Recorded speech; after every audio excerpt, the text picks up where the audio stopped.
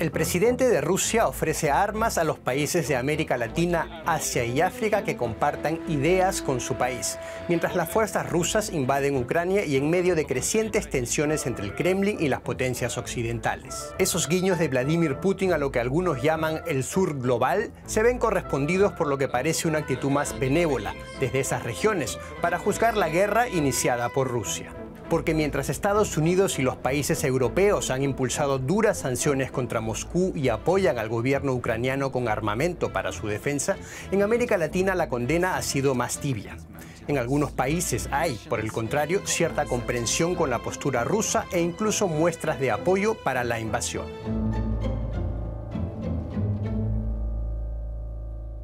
Россия искренне дорожит исторически прочными, дружественными, по-настоящему доверительными связями с государствами Латинской Америки, Азии, Африки.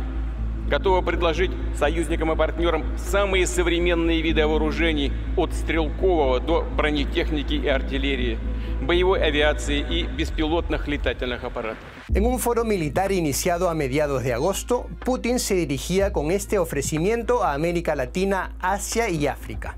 En otro momento de su discurso, el mandatario ruso apelaba a lo que califica como intereses compartidos frente a un supuesto enemigo común. Мы высоко ценим то, что у нашей страны много союзников, партнеров, единомышленников на разных континентах. Это государства, которые не прогибаются перед так называемым гегемоном. Их лидеры проявляют настоящий мужской характер и не прогибаются. Y aunque la mayoría de países del mundo rechaza el ataque a Ucrania, sí se puede hablar de una mayor condescendencia con Rusia en algunas regiones. En la votación de marzo, en la que 141 de 193 miembros de la Asamblea General de la ONU condenaron la invasión rusa, 35 países se abstuvieron de pronunciarse. Prácticamente todos son de África, Asia y América Latina. Más allá de eso, en las redes de Deutsche Welle recogemos comentarios desde Latinoamérica que toman partido por Rusia y reproducen los argumentos de Putin, como que su país estaba amenazado por la OTAN antes de iniciar la guerra en Ucrania. ¿Pero a qué se debe ese apoyo o esa condescendencia con la postura rusa? Entre los países cercanos a Moscú están Venezuela, Cuba o Nicaragua, cuyos gobiernos han mostrado simpatía con el modelo autoritario de la Rusia de Putin. Están utilizando a Ucrania para provocar a Rusia. Pero también desde países ajenos al eje bolivariano se mira con cierta comprensión a Rusia, entre ellos las tres grandes economías regionales, Brasil, México y Argentina. E de modo geral, na América Latina, a Rússia não é percebida como uma ameaça, ao contrário do que acontece na Europa ou com os Estados Unidos. Se a gente olhar o caso de um país como o Brasil, aqui tanto entre a direita quanto entre a esquerda, há uma visão de que a Rússia é um parceiro político e econômico relevante para o Brasil. O Brasil está com a Rússia nos BRICS, há um comércio significativo, em torno de 7 bilhões de dólares por ano. O Brasil compra muito fertilizante da Rússia, é a maior fornecedora do país. Ciertos lazos económicos con Rusia conllevan así a una mayor cercanía con Moscú, más aún en tiempos de crisis económica por los efectos de la guerra. Unos vínculos que al mismo tiempo se han estrechado en los últimos tiempos. Yo diría que desde finales de la primera década del siglo XXI, cuando se da realmente ya el lanzamiento, digamos, de este proyecto de reconstrucción imperial de Rusia, de Vladimir Putin. O sea, por un lado estaban los países de la Alianza Bolivariana y específicamente Cuba, Venezuela y en menor medida Nicaragua, con un alto nivel de relación geopolítica, geoestratégica, de complicidad ideológica en torno a distintas rutas antidemocráticas. Por otro lado, había también un levantamiento del perfil de la relación estrictamente comercial de Rusia con otros países latinoamericanos, sobre todo de la zona del Cono Sur, con Brasil, Argentina, Perú, Chile. El interés ruso por América Latina quedó patente, por ejemplo, con la llamada diplomacia de las vacunas durante el primer año de la pandemia, cuando Moscú se apresuró a enviar su Sputnik V, aún sin aprobación sanitaria de la Organización Mundial de la Salud, a países como Argentina y Bolivia. Ese interés geopolítico aumentó a la vez que Putin definía su proyecto político de un renacimiento de Rusia en un nuevo orden mundial. Y se estima que América Latina, conocida coloquialmente como el patio trasero de Estados Unidos en otras épocas, vuelve a ocupar así un lugar especial en la visión del Kremlin.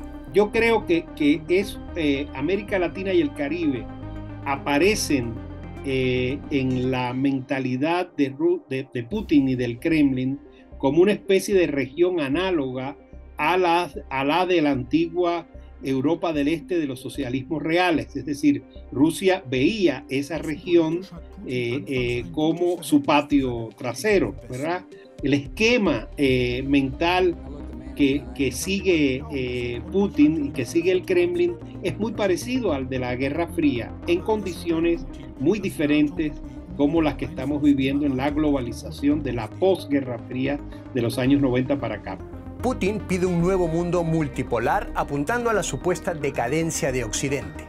Además de hablar de supuestos valores tradicionales opuestos a muchos de los principios democráticos occidentales, el líder ruso aboga por el ascenso de nuevas potencias. Ситуация в мире динамично меняется. Формируются контуры многополярного мироустройства. Все больше стран и народов выбирают путь свободного, суверенного развития с опорой на свою самобытность, традиции, ценности. El ya mencionado grupo BRICS, conformado por Brasil, Rusia, India, China y Sudáfrica, sería justamente uno de esos polos alternativos de poder. Los intereses de Brasil coinciden así con parte del discurso de Rusia. Essa ideia de mundo multipolar, de uma ordem global mais diversa, tem significado para a política externa brasileira a busca da integração regional na América Latina, de fortalecer esses processos locais aqui, e de buscar um diálogo mais forte com a China, com a Rússia, com a Índia, com alguns países africanos, como a África do Sul, y de apoyar también siempre medidas de integración en la Unión Europea. Pero hay también otro factor que conlleva cierta aprobación de la invasión rusa en América Latina: el histórico recelo a lo que hace Estados Unidos y a la percepción del gobierno de Moscú como un viejo antagonista de Washington. Hay un antiamericanismo mezclado con un antiimperialismo de viejo cuño en el que se quiere, digamos, buscar la manera, ¿verdad?, de debilitar la hegemonía de Estados Unidos en la región a como dé lugar. Y ahí entonces aparece Rusia y en segundo lugar China, ¿no?, como alternativas para hacer frente a la supuesta decadencia de Estados Unidos. Les diría también en la intelectualidad latinoamericana, que todavía hoy organiza congresos antiimperialistas, anticolonialistas. Siempre hubo simpatía hacia aquello que fuera enemigo del enemigo, entre comillas. Pero la influencia rusa en América Latina no solo se manifiesta en el envío de vacunas, sino también a través de medios estatales rusos acusados de difundir propaganda. Todos los medios son y somos susceptibles de cometer errores al reflejar la realidad, pero a los medios del Kremlin se les acusa, con buenos argumentos, de intentar destruir la confianza en la democracia con campañas deliberadas de desinformación. Nosotros lo constatamos cuando fue el inicio de la guerra de Rusia, en donde había mayoritariamente una resistencia a hablar de invasión o de guerra, justamente por esta idea de que Rusia planteaba que las cosas no eran tal como se veían desde Europa. El sistema de medios rusos abona perfectamente lo que se llama desinformación, es decir, sin posibilidad de dar una postura firme, porque mucha de su información carece de evidencia, por lo menos son muy útiles a poner en duda la información de terceros. En pos de generar una postura alternativa, lo que se termina haciendo es relativizando la información. Los lazos económicos y los intereses geopolíticos son algunas de las causas de la mirada más benévola hacia Rusia. También hay que mencionar, sin embargo, el éxito del Kremlin en una estrategia para ganar influencia en América Latina, ya sea con apoyo militar o económico o con propaganda. Con su oferta de enviar armas a América Latina, Putin continúa con un acercamiento que es la otra cara de una estrategia para consumar el pretendido renacimiento de Rusia como potencia global. Mientras Moscú, por un lado, impulsa movimientos populistas y extremistas en Europa para socavar las democracias occidentales, intenta, por otro lado, conseguir el respaldo de los países del sur para sus ideas de un nuevo orden mundial.